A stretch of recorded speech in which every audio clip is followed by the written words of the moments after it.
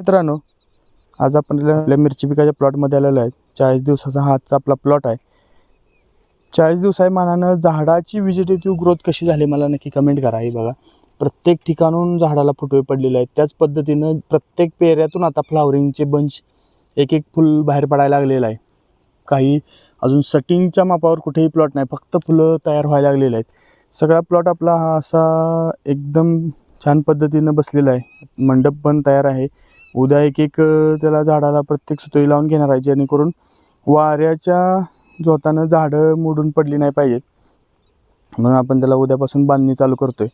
ह्या 40 दिवसात आपल्या प्लॉटला आपण 12-13 फवारण्या केलेल्या आहेत. तरी पण आपल्याला अजून आपल्या प्लॉटमध्ये थ्रिप्सचा अटॅक पाहायला मिळतोय. हा होण्याचं कारण काय आहे की बाजूला आपला जो मिरचीचा प्लॉट असेल किंवा नॅचरली थ्रिप्स ह्याच्यावरती जास्त आकर्षित होते. त्यामुळे आपल्याला ह्या पिकामध्ये जास्त थ्रिप्स पाहायला मिळते. आवडला असेल तर लाईक करा आणि चॅनल आपल्या सबस्क्राईब करा विसरू नका. धन्यवाद.